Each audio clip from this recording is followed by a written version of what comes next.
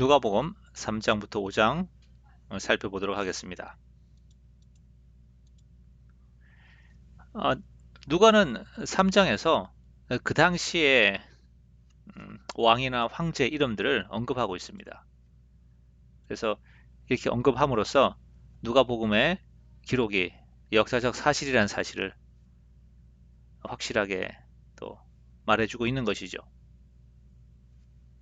이 이름들이 실제로 역사의 기록들을 보면 나오는 이름들이거든요. 예. 세례 요한은 주님이 오시는 길을 예비하라고 광야에서 외치는 자의 소리입니다. 그리고 주님을 맞을 준비하는 것은 네, 회개하고 세례를 받는 것이죠. 회개의 세례를 받는 것입니다. 그래서 요한은 소리라고 외치는 자의 소리, 그러니까 요한과 소리가 이제 같은 등가적인 표현인데요. 그래서 요한의 정체성이 중요한 것이 아니라 누가 외치는가가 중요한 것이 아니라 어떤 메시지를 외치느냐. 그래서 사실은 요한은 드러나지 않고 단지 요한의 메시지가 주목받기를 원했던 것이 이 성경의 저자의 의도이죠. 요한의 메시지를 다음에 세 부분으로 요약하세요. 7절에서 9절은 회개의 긴박성인데 어떤 회개입니까? 8절에 보니까 그러므로 회개에 합당한 열매를 맺고 참된 회개의 긴박성, 열매 없는 나무를 찢기 위한 토끼가 지금 나무 뿌리에 놓였다고 말하는 것이죠.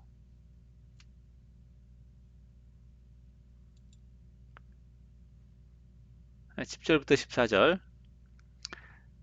자, 이런 회개의 긴박성을 얘기하니까 무리가 10절에 보니까 그러면 우리가 어떻게 해야 됩니까? 무엇이 참된 회개입니까? 하니까 이제 11절부터 14절까지 쭉 각자의 뭐 세리나 아니면 군인 각자의 삶의 현장에서 욕심과 거짓을 버리고 남을 돌아보는 그런 마음들, 자기 희생의 삶을 얘기하고 있죠.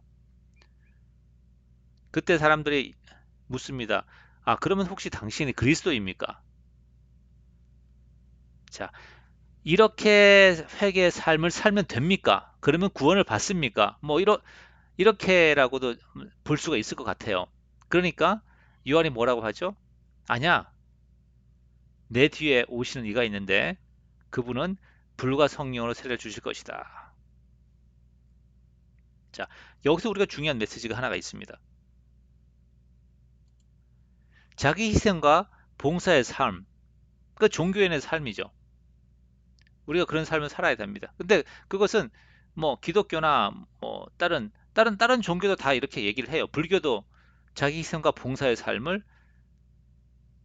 고귀한 삶이라고 얘기를 합니다. 그런데 그것이 우리에게 구원을 가져다 주지 못하죠. 부활을 얻게 죽음에서 우리를 구원하지 못한다는 것입니다. 그래서 예수 그리스도를 만나는 삶으로 나아가야 하는 것이죠. 그것이 요한의 메시지를 통해서 우리가 볼 수 있는 메시지가 되겠습니다.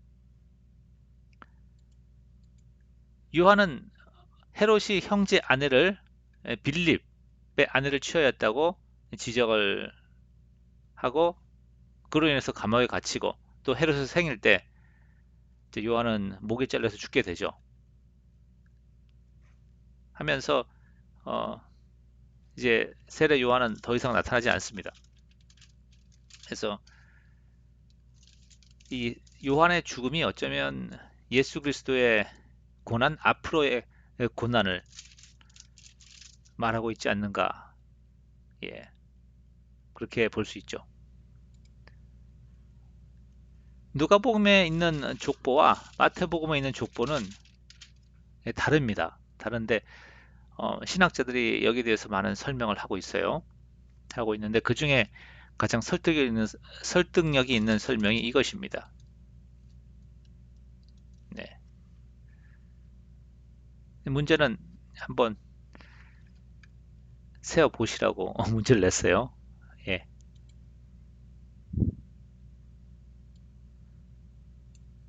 4장. 예수님이 마귀에게 받으신 세 가지 시험에 대하여 아래의 표에 정리해 보세요. 첫 번째 시험은 내가 하나님의 아들이면 이 돌로 빵을 만들어라, 떡을 만들어라. 한글 성경에 떡으로 되어 있죠. 영어 성경에 브레드라고 나와서 그냥 이렇게 빵으로 번역이 됐습니다. 예수님이 사람이 떡으로만 살 것이 아니요 하나님의 입으로부터 나오는 모든 말씀으로 살 것이니라 이렇게 말씀하셨습니다. 두 번째로는 이제 높은 곳에서 세상 왕국의 영광을 보여주면서 경배하면 모두 줄 거다. 예수님이 주 너희 하나님만 경배하고 섬기라 말씀하시고, 세 번째는 성전 꼭대기에서 내가 하나님의 아들이라면 뛰어내려라. 성경에 천사가 그의 발을 붙들어 보호하실 것이라고 하지 않았느냐. 그러니까 주 너희 하나님을 시험하지 말라 이렇게 말씀하셨죠. 이 세 가지 시험은 인간의 세 가지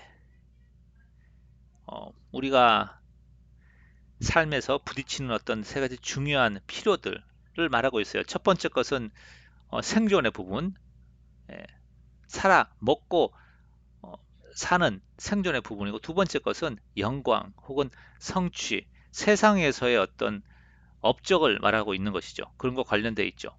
그 세 번째는 하나님을 우리가 신뢰하느냐, 신뢰의 문제가 여기 있는 것입니다. 그러니까 세 번째는 누군가를 내가 신뢰할 것인가. 그러니까 하나님을 신뢰하는 사람은 다른 사람도 신뢰할 수가 있죠.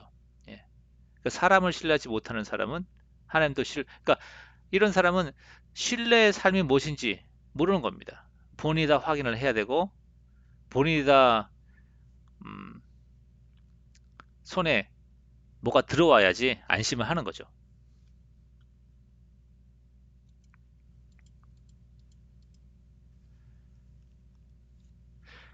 첫 번째 그 돌을 떡으로 만드는 그런 시험은 사실은 왜 예수님이 거절을 하셨을까 생각을 해보면, 사실 돌을 떡으로 만드는 것은 죄는 아니거든요.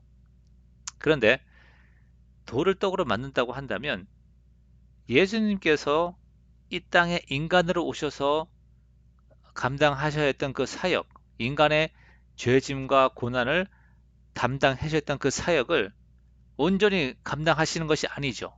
왜냐하면 어, 신성의 능력으로 그 배고픔을 해결하시는 것이기 때문에 그렇죠. 그래서 예수님의 중심은 먹고 사는 것보다, 내가 죽는다 할지라도, 굶어 죽는다 할지라도 하나님의 사명을 더 우선하게 생각했던 것입니다. 하나님께 주신 사명과 하나님의 뜻을 더 중요하게 생각했던 것이죠. 두 번째, 하나님의 영광을 구하는가, 아니면 내 체면도 신경이 쓰이는가, 이런 부분들. 세 번째로는 이제 신뢰의 문제. 우리가 하나님의 사랑을 끊임없이 확인하고자 하는, 뭐 인간의 관계에서도 마찬가지죠. 의처증, 의부증 있는 사람들도 이렇죠. 사실 이 마지막 시험은 사탄이 성경에 기록되어 있기를 천사들이 그의 발을 붙들어 줄 거다 하지 않았느냐, 이렇게 말씀을 통해 공격을 했어요. 그렇기 때문에 우리가 그 말씀을 바르게 이해하고 적용하기 위해서는 하나님을 향한 사랑과 신뢰가 없으면 그 말씀을 가지고 하나님을 시험하게 되는 것입니다.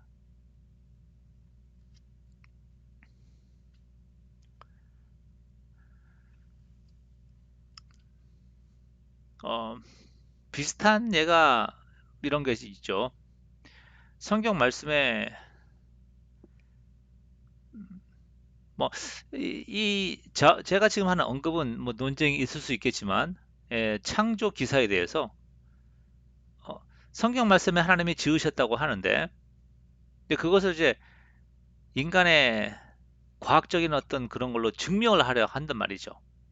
이런 시도들이 때로는 성경 말씀을 받아들이는데 도움이 되긴 하지만, 그런 태도 자체는 위험한 것이죠. 그 얘기는 과학으로 입증할 수 없고 또 내가 설명할 수 없는 어떤 성경 메시지에 대해서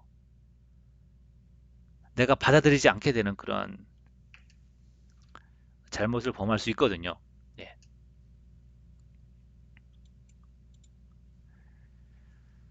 예수님께서 세례를 받으실 때 성령이 임하셨다고 기록하고 있습니다. 사장에서 성령의 이끄심으로 행하셨다는 구절 두 곳을 찾아보세요. 그러니까 세례를 받으실 때 성령이 임하셨고 그 얘기는 예수님의 사역 전 사역 가운데 성령께서 계속 함께 하셨다는 것을 누가는 말하고 있고 또 그것이 누가가 이제 누가복음 다음에 저술한 것이 사도행전이잖아요.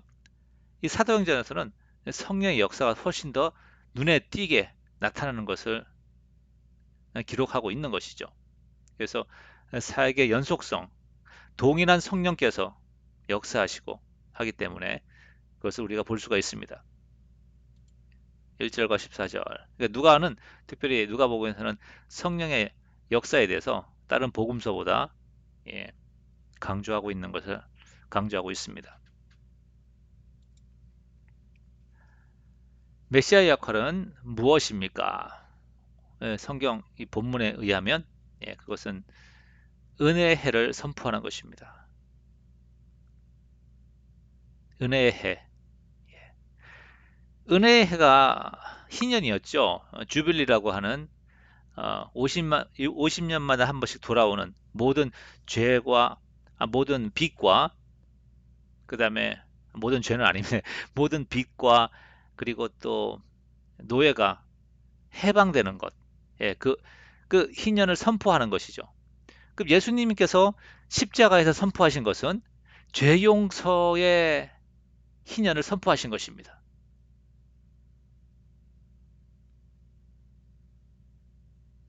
그래서 하나님께서 아들을 보내셔서 십자가에서 죄 용서를 해주겠다는 것을 선포를 하셨잖아요. 그러면 그 복음을 듣고 십자가 앞에 나오면 이제 구원을 받는 것입니다.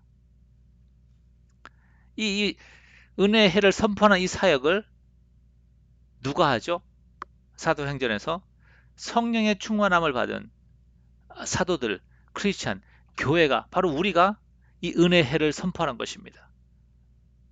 우리의 가족에, 우리의 친구에게, 그리고 우리 이웃에게, 또 저 멀리 바다 건너 다른 나라에 가서 하나님의 은혜의 해를 선포하는 것. 이것이 바로 우리가 감당해야 되는 사역이고 너무나 복된 사역이죠. 천사도 이것을 부러워한다고 하잖아요.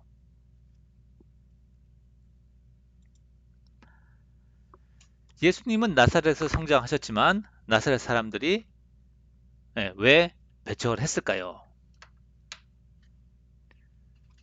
예수님을 요셉의 아들로만 22절에 보니까 4장 22절 이 사람이 요셉의 아들이 아니냐. 사실 그때 사람들을 생각하면 뭐 충분히 납득할 만한 반응이에요. 어릴 때 코 흘리게로 뛰어다니고 뭐 놀다가 엎어져 가지고 울고 이런 걸 다 보았거든요. 그런데 예수님이 나는 하늘로부터 왔다라고 하니까 도대체 믿기가 쉽지가 않죠. 그래서 뭐 저희가 나사렛 사람들을 이렇게 믿음이 없다고 욕할 상황이 아닌 겁니다, 사실은. 우리도 그 사람들과 똑같이 그렇게 했을 것 같아요. 그래서 이 사람들의 문제는 경험으로써 예수님을 바라본 것입니다. 예. 그런데 말씀의 눈으로 예, 우리가 모든 것을 봐야 하는 것이죠. 한번 읽어보시기 바랍니다.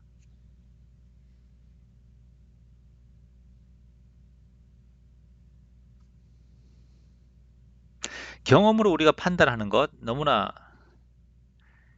우리에게 자연스럽고 너무나 그렇게 익숙해져 있습니다. 그래서 끊임없이 말씀을 읽고 말씀에 계속 삶을 비추어 보고 자신을 비추어 보고 말씀 따라가는 삶.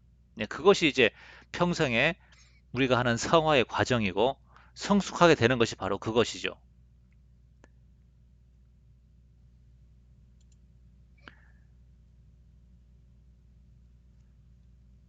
자, 5번 문제.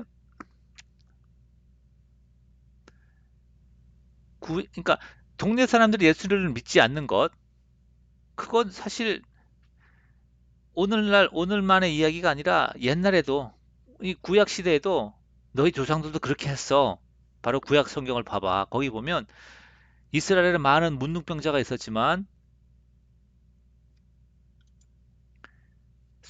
시리아의 나만 장군만 고침을 받았고 이스라엘에 많은 과부들이 있었지만 그 사렙다 과부, 시돈 지방의 사렙다 과부만 하나님의 어, 능력을 경험했다.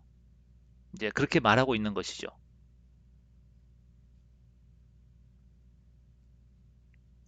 그래서 아까 이제 그 나사렛 사람들, 예수님과 진짜 이렇게 가까이 살았던 사람들이 물론 이제 제자들과는 좀 다르지만 동네 사람들이 왜 예수를 믿지 않았느냐? 이제 그것이 이제 그들이 자신의 경험으로만 예수님을 판단하기 때문이고 그렇게 하였을 때 이 사람들이 예수님의 능력을 의심한 건 아닙니다. 왜냐하면 병을 고치는 걸 봤거든요. 예수님이 병을 고칠 수 있다고 또 믿었어요. 그러니까 왜냐하면 병 고치는 걸 봤기 때문에. 그래서 예수님의 치유의 능력에 대해서는 예수님이 어떤 그러한 하나님의 은사가 있고 하나님의 일꾼이라는 사실에 대해서는 의심할 필요가 없는 겁니다. 자기가 경험했고 보았기 때문에 그렇죠. 그래서 그것은 믿음의 대상이 아닙니다. 보았기 때문에. 근데 그 예수님께서 선포하시는 것이 죄 용서의 메시지를 선포하고 부활의 메시지를 선포하거든요. 근데 그것은 자기들이 듣도 보지도 못한 것이었습니다. 구약의 어느 선지자가 예, 뭐 죽은 자를 살리는 경우가 있었지만 믿는 자에게 부활을 주신다고 이렇게 확실하게 선포했고 또 어떤 선지자가 죄 용서의 메시지를 선포했습니까? 그러니까 이들은 예수님의 말씀을 믿지 못한 거죠. 예. 그래서 이런 관점으로 우리가 예수님의 어떤 마음을 이해를 하면 예수님이 왜 병자들을 고치신 후에 사람들에게 가서 소문내지 마라 라고 하신 이유를 아는 것이죠. 그럼 사람들이 와서 예수님의 말씀을 집중하는 것이 아니라 뭘 보기를 원하죠? 병 고치는 걸 보기를 원하는 겁니다.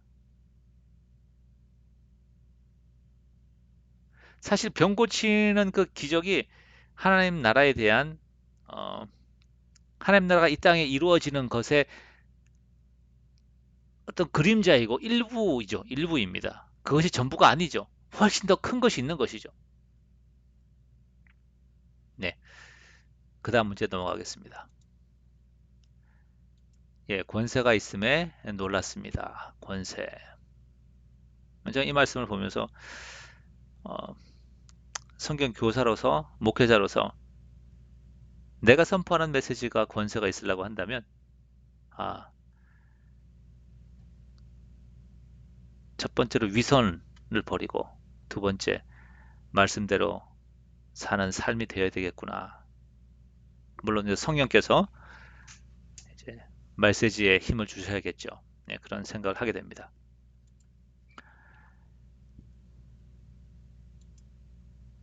예, 뭐 앞에서 했던 그런 문제와 비슷한 부분인데요.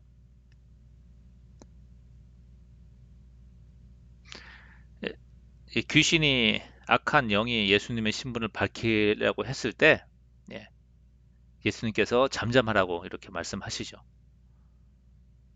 그 얘기는 어, 어느 때까지는 어느 때까지는 그러니까 이들이 이해하는 그 구원이라 메시아에 대한 그런 잘못된 생각들 그러니까 이 땅에서의 왕국의 완성 뭐 이런 것들 그런 것들에 대해서 어느 정도 벗어지고 예수님의 구원이 영적인 영원한 하나님 나라의 완성으로 드러나기 전까지는 예수님이 이제 계속 선포를 막으시는 걸 볼 수가 있습니다.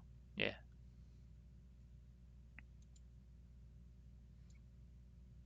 예수님은 하나님 나라의 복음을 전하기 위해 오신 것이죠.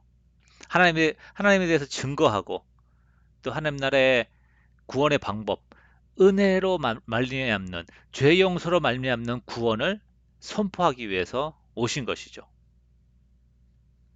또 그 구원을 십자가에서 보여주셨죠.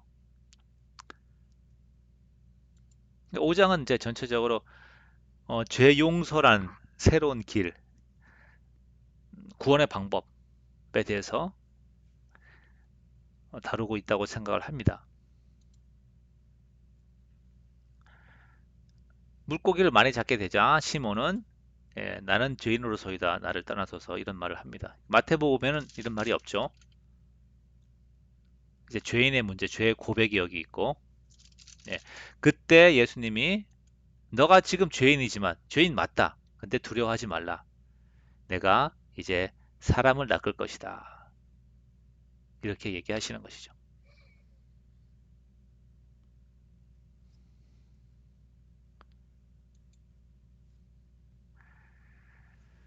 문둥병에 걸린 자가 나와서 간구를 합니다. 그 당시에 문둥병은 죄 때문에 걸린 것이라고 생각을 했기 때문에 그 죄의 문제가 사실 해결되지 않고서는 문둥병을 고칠 수가 없는데 그래서 겸손하게 나와서 고백하는 거죠. 주여 원하시면 제가 감히 이것을 요청할 수는 없지만 원하시면 저를 깨끗게 하실 수 있습니다. 그때 예수님이 손을 내밀어 만지심에 이르시되 원하노니 내가 원하노니 깨끗함을 받으라. 자, 이 말이 참 저는 묵상하면서 은혜가 되는 것 같아요. 예수님이 그냥 뭐 깨끗함을 받으라 하신 것이 아니고 내가 원하노니 이 말씀을 쓰셨죠. 그 말은 두 가지 정도 생각해 볼 수 있을 것 같아요. 나도 원한다. 나도 네가 깨끗해지길 원한다. 예. 또 하나는 어, 네가 네가 어떤 것을 했기 때문에 내가 나한테 네가 와서 나에게 와서 강구했기 때문에 혹은 네가 선하게 살아왔기 때문에 해서 너를 고치는 것이 아니라 내가 그냥 원한다. 예. 이런 어, 메시지가 있다고 생각을 합니다. 그러니까 주님이 원하시면 내 삶의 어떤 문제도 깨어진 관계도 재정적인 문제도 건강의 문제도 죄 용서 나의 죄의 문제도 또 죽음의 문제도 해결해 줄 수 있습니다. 이런 고백이 이 문둥병 걸린 사람의 믿음이었죠. 또 주님은 그렇게 하길 원하신다는 것입니다. 중풍병자에게 제일 먼저 하신 말씀은 내 죄사함을 받았느니라. 그렇게 그런 말씀하신 이유가 예, 죄사하는 권세가 있다는 것을 알게 하시기 위해서 5장 5장 24절에 있죠. 예, 인자가 땅에서 죄를 사는 권세가 있는 줄 너희로 알게 하리라. 하늘에서 마지막 심판 때가 아닌 이 땅에서 죽기 전에 죄 용서의 은혜가 있다는 사실을 알게 하기 위해서 그런 말씀을 하셨죠. 죄인들과 식사 교제하심에 대해서 고소했고 내가 의인을 부르러 온 것이 아니요 죄인을 불러 회개시키러 왔노라.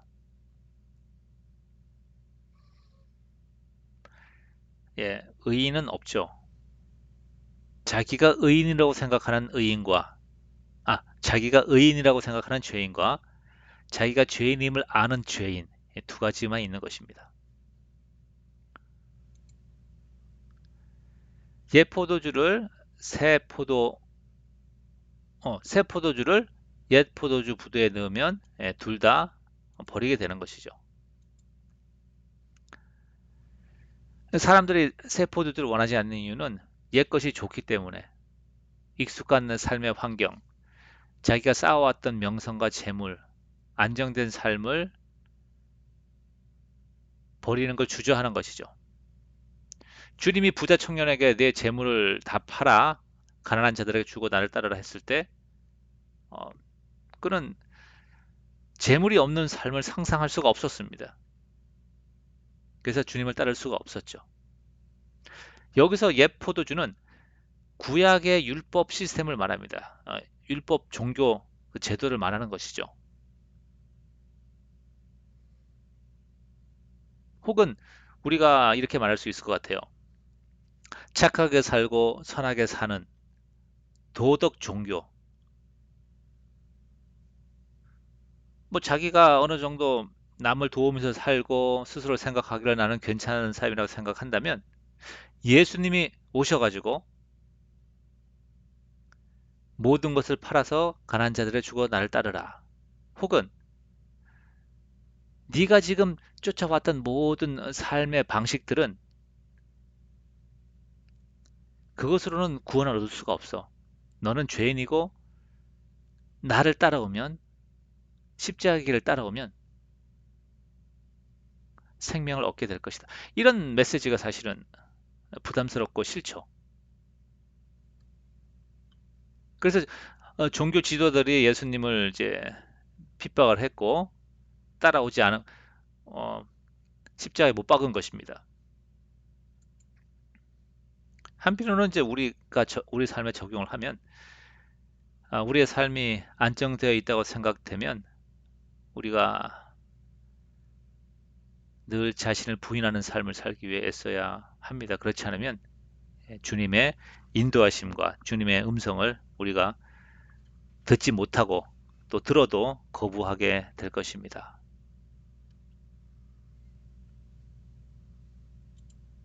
감사합니다.